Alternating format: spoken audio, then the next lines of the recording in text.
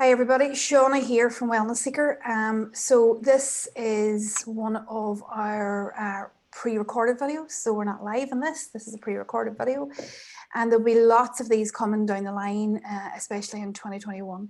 So this has been recorded for our podcast, and it's also been recorded for our Facebook channels, our YouTube channel and our Instagram channel. So I hope you really like this new format that we're presenting you. Tonight, or it depends what day you're watching this on, but tonight's video really is about hope and healing. It has been a small series that we've been doing on hope and healing and what it is to heal, what it's like to be in a healing journey. And the intention, I suppose, behind this is to help you if you're in a healing journey, if you're on a healing journey, if you're stuck in it, if you feel like you're going round and round in circles, if you're exhausted by it. If you feel lost in it, then this video will hopefully point you in the right direction. But more than that, hopefully the video will help you see maybe how to get out and give you lots and lots of hope that it's possible.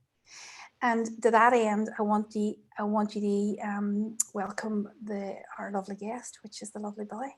And we're going to talk to Billy about this healing journey, about her healing journey in particular, and about our journey together, Billy and Mai's journey. So what we're going to do here is we're going to open up with a question, and then Billy and I are going to have a conversation, and you guys are just going to eavesdrop on the conversation, and we hope that it's fruitful. That's all we can wish for Billy today. Billy's got her tea sorted. I don't. She's better than me. She's well organised. So yeah, Billy, if you could just start us off by your own healing journey, what that healing journey was like. And how long of a healing journey have you been on? I suppose that's a good question. Wow. I suppose looking back, it's probably been maybe a good 15 years really. Wow. In terms of the desire to kind of sort myself out and what was going on for me. But I began person-centered counselling training in 2010. I completed it. I began it in 2007. And that's really, as you know yourself, the training turns the inside out and everything. And that's when I realized, shit, there's a lot of stuff here. Wow. And I'm learning to try to help other people and facilitate a space for other people to heal. But Pandoras Box is now being opened and can't be closed again. And that experience was overwhelming. And I think that's while important. There's a few things that you said there that I think other people will resonate with. The idea that Pandora's box is opened and you can't shut it down, because I've had a similar experience. And the other idea is that it took 15 years. Yeah. I love that, because the preconceived notion is that you can come in for 6 sessions and then you can go again. Yeah, crazy. Not your experience, no? No, I don't think it's most people's experience. Depending on the level of difficulty, your history, levels of traumas or wounds, as you would call them, 6 weeks might be enough to sort of stabilize a really difficult scenario emotionally. But you're only beginning to sort of dig deep and get in a good couple of months in. Now, obviously, sometimes people can come with relatively simple sort of wounds, if that makes sense, and they can get a lot from it quickly.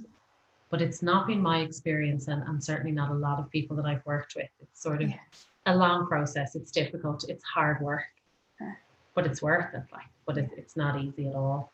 And so what was your experience? What was the beginning? If you had a timeline, your experience, what was it like? Well, I suppose I trained in person-centered psychotherapy. So I liked the idea that, you know, we often grow up in families and things like that where you're kind of told how to feel or told how not to feel. And what's wrong with you? Why would you be upset? So I loved that person-centered was very about sort of holding somebody where they're at, and there's no judgment on that. And that was really, it's like, wow, this is amazing. And there is so much healing in that. But I suppose for me, I just felt as if the biggest issue going on in my life emotionally was anxiety. And the person-centered stuff didn't seem to sort of to rid that or help me to rid myself of that. I mean, I remember one supervisor, a lovely woman, sort of saying to me, no, maybe you just suffer from stage fright when you're with clients, and maybe psychotherapy isn't for you as a therapist. Wow. And I thought, stage fright, like, why is there stage fright? What's underneath it?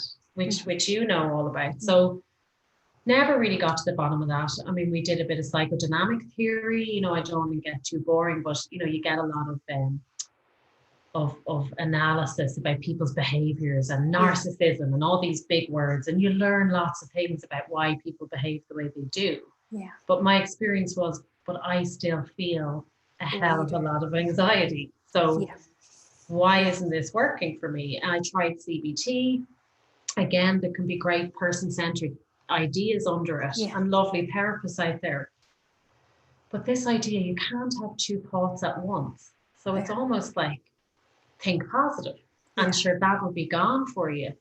And for me, because the anxiety wasn't gone, I was even more of a failure. I'm a trained therapist. I've tried loads of therapy. And before I got to you, and this is probably one of the maddest things I ever did, I paid a hypnotherapist hundreds of euros, convincing myself this has got to help me somehow, because the anxiety was becoming unmanageable. Yeah. Certainly after the death of my dad in 2016, it was through the roof. You know, to the external world, I was still living a really normal, functioning, happy life. Yeah. But internally, I was devastated daily, scared daily, you know, sad daily. Like, I feel sad thinking about that person. Yeah, about being in that place. But what's interesting is the way you describe the many therapies which are helpful, without a shadow of a doubt, helpful. And you know, you talk about theorizing, you know, being understanding of things, understanding of the why. Yeah. You know, knowing why, because of this situation or that place, or because of that, you know, because of that experience, whether that be in family life, whether that be outside family life, that you had all of these situations and all of these things, and you understood it theoretically, not just because you were trained therapists, but because in therapy we're taught to see it through through theory's eyes. So you have a lot of information about stuff. You have a lot of understanding about stuff. Yes. But you still don't get to that what place. What is it in me? Absolutely. What is it I'm feeling? What is it I'm thinking? Yes. But I hear you saying a wee bit more than that. I hear you say when even you got to the what, you were stuck in the what and tried to overcome it with positive stuff. Absolutely. And the hardest bit about that, and I have a real issue with what I would call, and I know Jeff Brown talks about it and various other people, but this idea about feigned positivity. Like, positivity is amazing when you're feeling it, when you're trying to sort of say, feel good, I'm confident, all is well, and you don't feel those things. For me, it served to make me feel even worse about myself. Like the Louise Hay, I ingested that book, You Can Heal Your Life. What a great woman. I'm not trying to run that down. It just didn't even touch the surface. For me, these affirmations and the idea of gratitude when you're not feeling well in yourself can almost serve to sort of make you, as you talk about a lot, Shauna, treat yourself even worse in difficulty. Like, look what you have. You have a really nice husband. You have a good life. You're not in a third world country, like dealing with war every day. What's actually wrong with you? So actually, for me, the affirmations, the positivity, the change your thoughts weren't helpful to me. I had yet to come to a place of understanding that my journey and my past had affected me in a very specific and particular way. We're very guilty of, this happened to that person, so this is how they're going to feel. They're going to be depressed. They're going to be anxious. That's not my experience. That's not anyone I've worked with's experience. So obviously, you know, when we come on to talk about what you do, that was the game changer for me, sort of really digging deep internally about the specific way that what had gone on for me in my life had affected my thoughts, my feelings, my experience of myself. Yeah. Because it wasn't in books. No, because it never is it? Yeah. No. Because it's so individual. Yeah. It's so specific. Yeah. It's so important that that's, that if anybody listening to this gets anything from this, that your journey is your journey, that your understanding of yourself is because of your journey, because of your experiences, because of the way you interpret the world. And that's not in anybody's book. No. And that you can't cover that you can't soothe that in affirmation, that you can't stop that from coming, that gratitude can't allow that. And what's interesting, and I'd love to hear it when we're finished, but my experience about gratitude was really funny, because it was in the undoing of the stuff, the stuff inside me, the feelings, the beliefs about myself, the pain of the experiences that I had. It was in the undoing of that gratitude was a natural part. I don't know. Absolutely. Like, that is one of the maddest things I've experienced in my healing journey. And you talked about it in your TED Talk. Yeah. I have started to feel the most intense feelings of joy. Like even looking at my daughter and things, and my heart could burst with love because I've been allowed to clear the debris. Yeah. Like the pain. And we've spoke about it before. I'm not a psychiatrist, but postnatal depression is bandied about a lot. I would have a lot of friends that are new mums, things like that. I've worked with a lot of mums. And 99% of them would say to you that the birth of their child, or certainly first child, seems to just open up this flooding of fear, scary thoughts. All of a sudden you've got this huge responsibility and you're exhausted and there's no manual and you're so vulnerable. And I think for me, every unattended to wound is now bust wide open. And we're all calling it postnatal and treating it with medication and never getting to why. The why. And it's in this conversation that we're talking about the why, not the why it happened, but also what it actually is in detail. Because it's only in the what, it's only in the specifics, it's only in the minutiae of what it is that's in your heart and in your head. Can we begin to clear and then welcome joy and welcome gratitude. That joy and gratitude can be a part of your healing journey. There's no doubt about that. But there's something forced about it whenever you're in so much pain. There's something uneasy about it. There's something futile about it. Band-aidy about it. It's like, but you're being grateful for what you have. And that helps you to move the emotional content, the debris, as you call it, away. But there's something about the healing. There's something about getting to the specifics. And we'll talk about that now, because I think that'll be helpful for everybody listening. There's something about the specifics. There's something about the detail. There's something about that that's incredibly sore, to go to. I mean, excruciating. And your mind does all sorts of mad stuff to get you away from it. But there's something absolutely powerful once you get there and in the clearing of that. Absolutely life-changing. Like my biggest interest in you is what you do, how you did it. I know we'll come on to it, but obviously I was a client of yours, and feeling the relief after every session was unbelievable for me. And I just kind of, it forced me into what is it you're doing?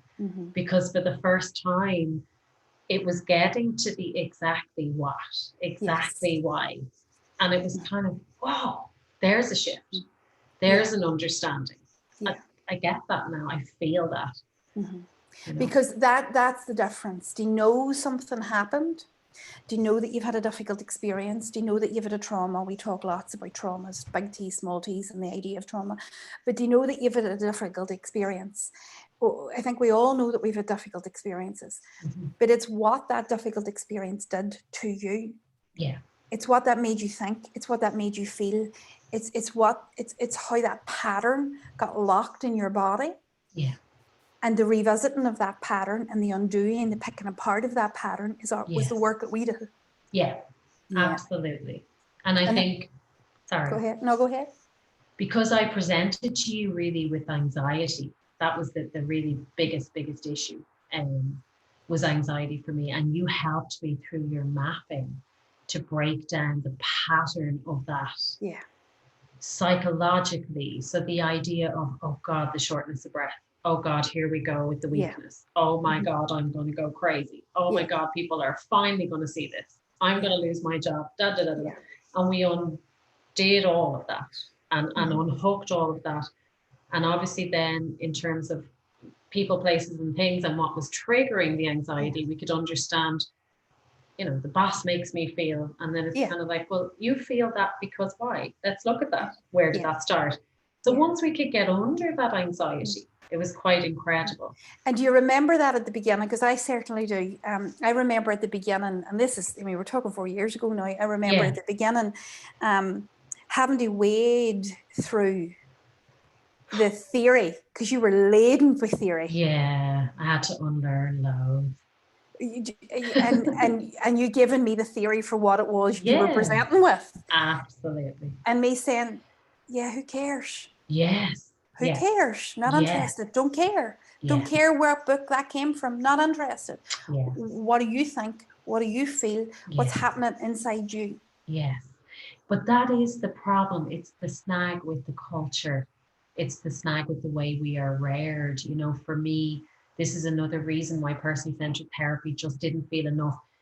You get stuck in story as a client and as a therapist on the journey with the client. Yeah. So we would often talk about this now in the work you do, certainly the work I'm now doing, this idea that we can sit here for 20 years talking about that person who seems to be off the chain and it is creating X, Y, and Z for you.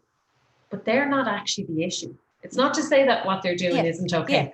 What we're interested in is how that is affecting your internal world. Yeah. And what is that? And where did that start? Yeah. And for me, once that started to be looked at and shifted, there was kind of no external trigger anymore. It was okay, did that person annoy me that much? Because they're sort of irrelevant now. Wow. I don't mean in a bad way, but the triggers fell away because I learned that really they were just, as painful as they were at the time, really helpful reminders of what's going on inside you. When people are poking their fingers, it's great because it shows you where the pain is. Brilliant, because what you're saying is, and I think this is most people's experience, what you're saying is that what you bring, which are the people, places, and situations, were never the issue, although you could spend 20 hours talking about those things and never get anywhere. Absolutely. Or you could spend, 20 hours talking about the theory of where you are and why you are where you are, because people are, the theory is that someone has, narcissistic personality disorder and they're causing this pain in me. Yeah. But really, when you start to look at the pain in you, all of that stuff dissolves, all of that stuff goes away, because now you're focused on what it is in me that is being triggered, what it is in me that is being, what's my thoughts and feelings. And then when we start to heal that, they become a non-issue. Absolutely. And I think it's important to say that people can be the cause of your traumas.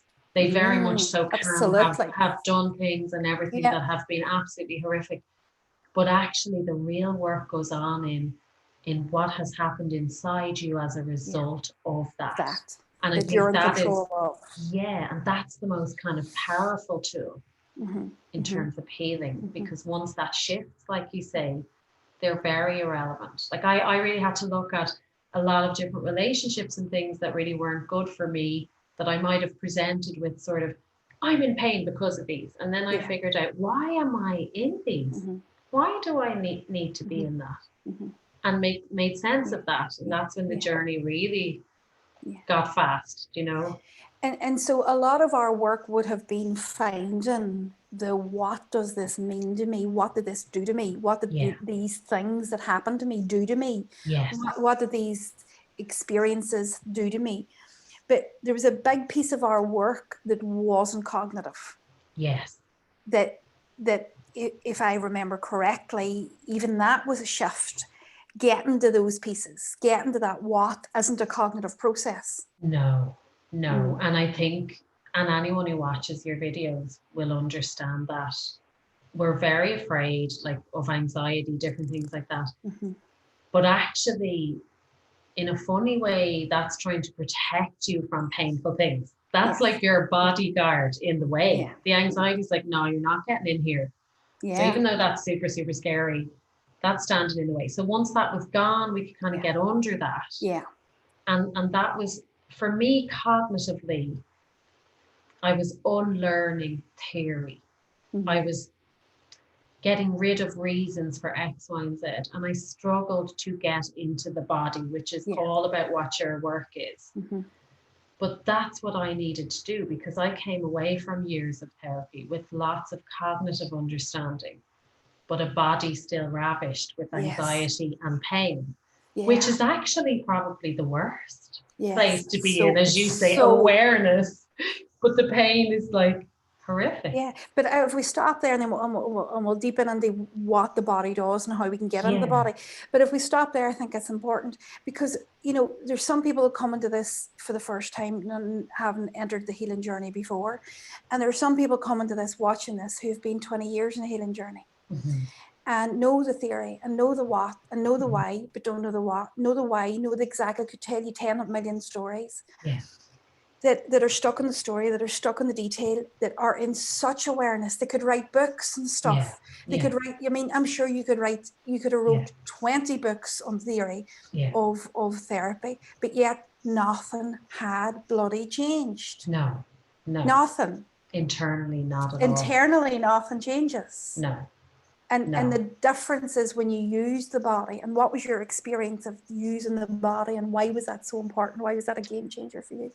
I think, you know, I've learned, and certainly through your work, that we, to quote yourself, are meaning-making machines. So we have to find meaning in things.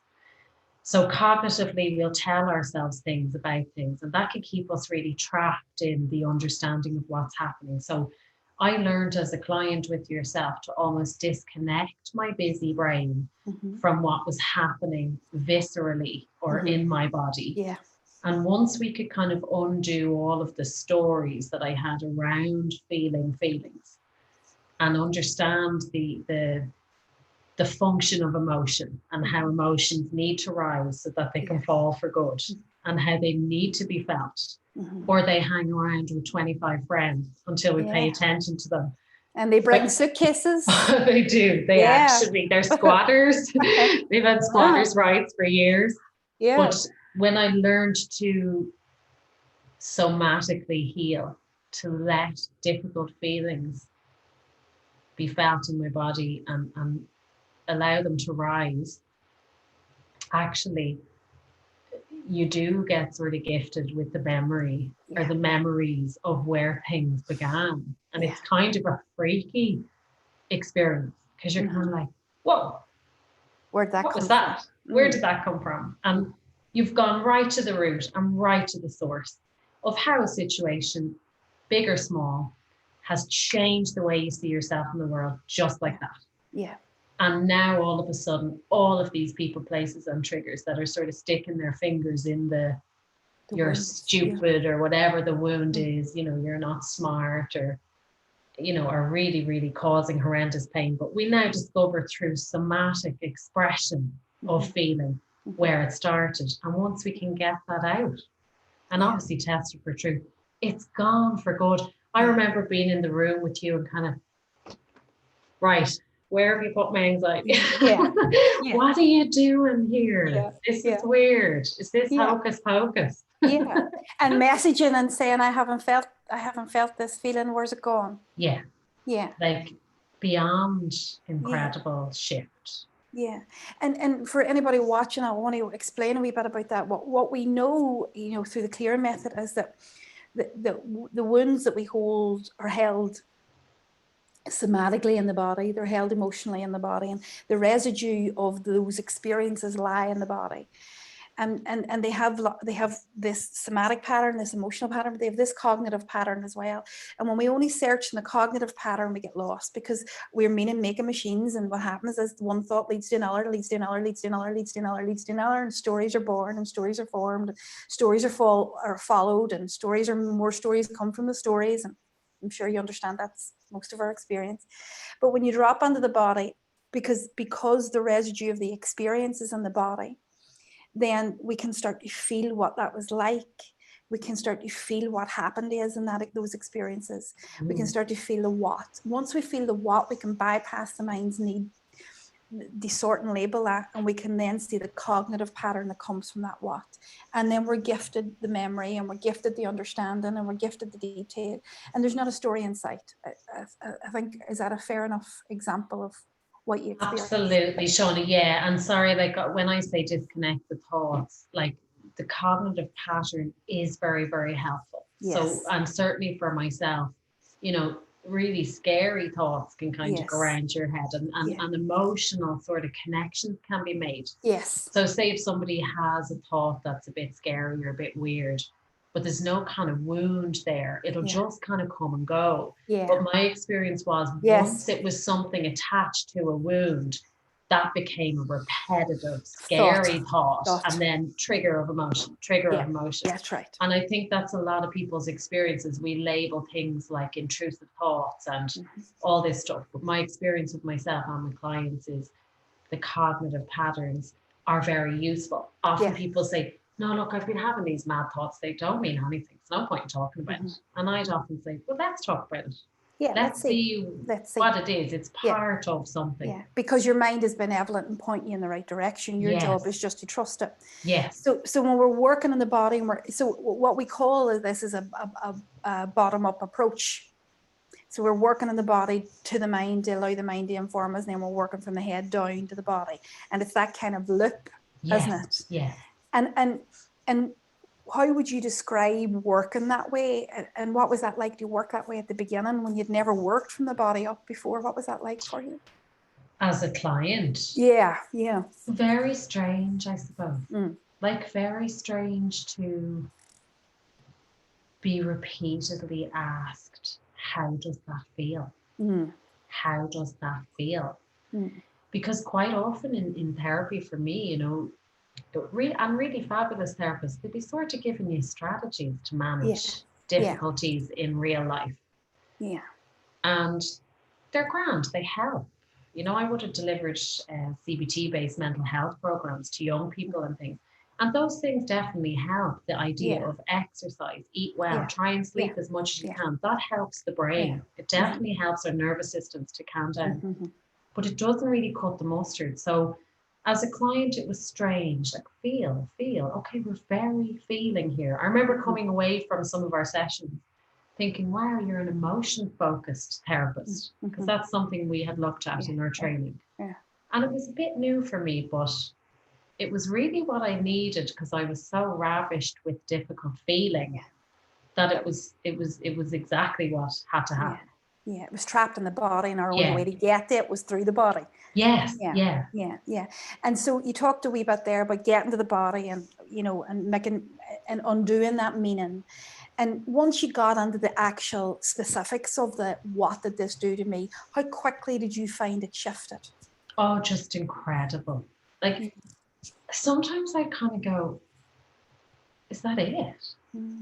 Because we'd test things for truth as well once they were out. Something might have felt real then, but it's most certainly not real now. And the shift would be incredible, but it felt too good to be true. I was kind of looking behind the couch going, is she for real? And then I noticed myself, I suppose I'm a curious person, wanting to take notes about what it was you were doing, like wrecking my husband's head going, what does she do? Why do I feel so much better? This is really weird. Oh, that doesn't annoy me anymore. Oh, right. Does she bother you? I didn't even notice. What? The shift was humongous. And I always think that your body shifts first. When you shift that emotion, when you shift that pain, when you shift that wound, your head's often the last to catch up. Absolutely. Yeah. And your head can play catch. It's like, I should be panicking here, or I should be really sore here, but it doesn't happen, because when you move the wound that is inside, and we could talk about wounds, we could talk about core wounds, we could talk about all that, but if you're interested in all that stuff, we've like thousands of videos on all of that, but we're just, and I don't mean to skip over it, because if you're coming to this for the first time, or this video, and you're listening to this, and you're thinking, what are they talking about being in the body? What are they getting in the body? What we're getting is a core wound, a wound that has happened through an experience where you've told yourself something about yourself and the world around you, and it has seared itself in cognitively, and it's seared itself in emotionally, and that's the thing that gets triggered. And if we don't uproot and move those, then what we're left with is triggers. We're left with places, people, or things. We're left with anxiety. And what we're talking about here is getting to the root of that through the body, unrooting it, letting it go, and then being left in this place where your head's like, what, where are we? What happens? Yeah. What happened? And it takes a while for that to catch up, doesn't it, Billy? But Absolutely, it does. And I know, you would often say the phrase like the Vicky Pollard, like the yeah, but no, but, because sometimes your brain will sort of say, no, hold on, I still loads of evidence as to why that's still true. But, and sometimes there are other pieces that need to be cleared away, but it's the brain and the head and the aware mind certainly catches up last. There's such a physiological shift. I think for me, what was really nice was just finding myself. I suppose for me, one of my big managements of the anxiety and different things is just like a busyness and all that sort of stuff. Yeah. And just kind of finding yourself maybe dothering, having a look out the window or a cup of tea, and then going, oh, Jesus, what am I doing? Where am I? Because all of this stuff is now just ease. The nervous system has settled down. And there's lovely. a new you that's developing, but it's not developing through I must do A, B, C, and D. It's not developing in that way. It's a really natural evolution of self, isn't it? Yes. Once the wound's gone.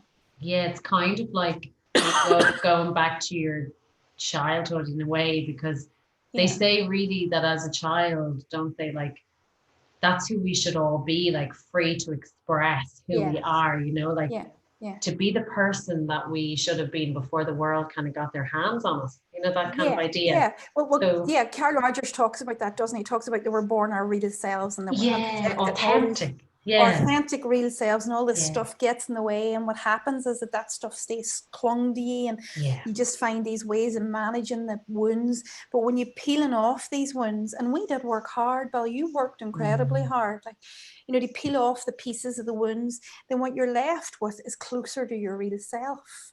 On an evolutionary basis, continuously closer to your real self.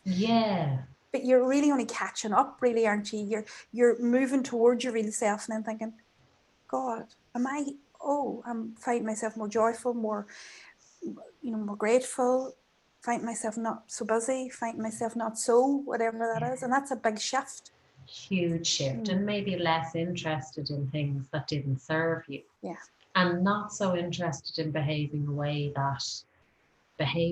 way that the conditioning of being around others means. Obviously you've got to behave in certain ways professionally and things, but you're just more aware of your organic responses to things and ways of being than, I should say this, or I need to shut that down, because no one does emotions here. It's kind of none of that. It's just like a real safety and trust in your own person. It's a real and autonomy. The choices you make, in those moments, because you've got yourself there, But I think that's what's wonderful about this conversation, that in that hard work, because what we've just talked about through the basic conversation is the journey, which is the turmoil, the Pandoras Box, the not knowing where to go, the being stuck, the trying a million different things, the doing anything to get, I have a phrase, you would actually sell your granny. Oh yeah. If you thought you could get rid of this pain, because that's how horrific it is. The thoughts, the pain in the body, the trying everything, the pain, whoever you could get your hands on, the bloody baby. And the trying of the all of the positive stuff, and there's no room. And then once you get into the body and clear the watts out of it, then all of that stuff opens up. Then there's this new you, but it's not because someone on Instagram told you it's good to put on boundaries. The boundaries are a natural part of clearing. Completely. Is that fair enough? Absolutely. And new choices are being made. Certainly for me, different relationships and that wouldn't have been maybe healthy in my life. And sometimes I would look back and kind of feel sad for that person that, and we talk about human needs psychology and the need for love and connection and sometimes sort of staying in toxic things because that human need. And it's great to sort of see that wash away and to kind of reflect and go, no, that's not a good choice for me. And it's such naturally. It's such a huge shift that it's a bit, I kind of describe it sort of waking up with a different personality. It's a bit strange at the start. Although it does take time to unfold. It's not like a switch or, and there's a, but that's brilliant because that's how it works. And that's certainly my experience. So, and I know, from working with lots of clients, not just yourself, that is the experience of clearing when you clear. And that's why we call it the clearing method, I suppose, because you're clearing these wounds out. And the more wounds you clear, then the more you're able to be yourself. The more you're able to be yourself, the more joy there is. And it's not pseudo joy, it's not pseudo positivity, it's not nothing's fake about this. But also your availability to whatever's left. So maybe there's some other fragments of pain that you haven't seen. Your availability to that is also there as well. So there's this constant evolution. I don't want anybody to think that that you live in la la land, or not you, but us, that you live in this perpetual joy. It's an in and out experience. Is that how would you describe it, like that? Like I know the term like self-actualization and all that, Maslow talks about it and Carl Rogers talked about it, that idea of once all of our basic needs are met, all that stuff, we can become anyone we want to be and constantly continue to improve and all the rest. But for me, it is like you say, you're always working on something. You definitely don't get to a final destination where, I've cleared all that stuff now. Like I'm enlightened. Like that's never part of the human condition because life is so unpredictable. And things happen and how we react to things can shock us as well.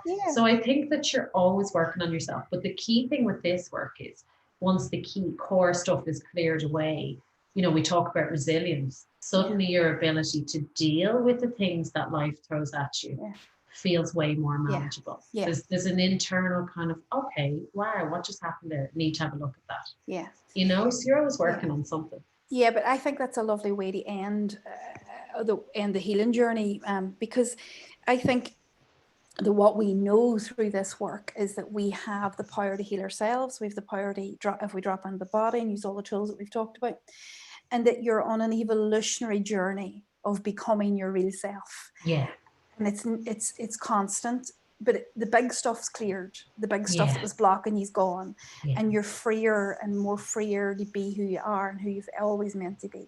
I think that's my experience. I wonder, is it yours? Yeah, absolutely. Like you become reborn in a way, like if I'm allowed to use that term, you've just rid yourself of so much difficulty that you just start to make choices that are, I think, inherently good for you. And it feels good, And one of the choices that you made after we had finished was to train. I absolutely had to train in what you were doing. I mean, I'll be honest with you, another big reason I came to you in the first place is because my own anxiety was blocking me from being able to be a therapist with clients. I just felt like the world's biggest phony, a therapist with anxiety. So for me to sit with you, be able to clear everything that was going on, the big stuff inside me, and I had remained working in the caring profession, so I knew I wanted to work helping people. For me, I was like, I have to learn how to do this so that I can use all of my skills. I suppose without sounding kind of corny, the process of becoming more myself led me into a deeper belief that this was part of my calling to facilitate this healing with clients, if that makes sense. So I knew I had to know how to do what you were doing, and also to be able to confidently offer people something that was actually really visibly helpful. Does that make sense? A modality that works. And I would joke, I describe it as doing 10 rounds at Mike Tyson as a client. It's hard work, but if you've been in and out of counseling before, you kind of already know that. So now when you see stuff that actually shifts you and moves you, it just feels, it actually becomes a bit addictive, because you just want to clear everything. And you don't give yourself space. You don't give yourself space just to be in the pain of stuff. Isn't that a lovely, that's a lovely place to be. But I suppose for me, it has been a pleasure to be then in training with you. And it has been a long journey. That has been a long journey, a long experiential journey. Per you, Billy, you've been putting up with me for 4 years. No, you're fab. And what we're about to do is, it's a beautiful thing to have a sidekick, someone else who's trained in this modality, and who's about to start, or who is helping others in this modality. So it's really wonderful for me. Oh, that's lovely. That's lovely, because I understand that it's a little bit unorthodox as well, like in the therapy world, to, be a client and then all of a sudden, when that work is finished, be trained by your therapist. And I think because we both come from that background, and you're all about autonomy, and we had good boundaries, and it always felt really safe. It just felt really, really natural to do it. And to do the training, And I think, Shauna, every training you offer, whether it's a small package, a big package, long-term, short-term, there's always this idea of like, work on yourself experientially as you learn to do this to help others to heal. Because it's not about sitting in a lecture hall and just listening. It's about working on yourself so that you understand the process to help someone else do it. Absolutely. So I think that's why it felt so safe to do the training, and it has been life-changing. I mean, I would argue every relationship in my life has changed. And I know certainly my husband, if he was a millionaire, would write you a couple of checks. So really, thank you. Tell him I'll tick them now. If he's writing them, that's fine. That's absolutely fine. But I think that it's a lovely conclusion. Not everybody that goes through the clearing method wants to train in it. It just so happened that you were already a therapist and had a keen interest and a keen eye on it. And we find ourselves in this position where you are now trained in it, but not as at only, 2 years experiential therapy and then another 2 years of training. So, I don't say that lightly. I think what you've done is very brave. I think also what you've done tonight is help so many people, pointing out the journey, pointing out, and hopefully anybody's watching this, you mightn't be able to get yourself to a clearing specialist at this moment in time as we record this in late 2020, but by the time the next year and the following year comes, we hope to have an army of specialists who are trained in this. But if you can't get yourself to a clearing specialist, what you should do is get yourself to a good somatic specialist. Get yourself to somebody who'll work in the body. Get yourself to someone who understands emotional mastery, who's emotion focused therapy, because they are really great places to start.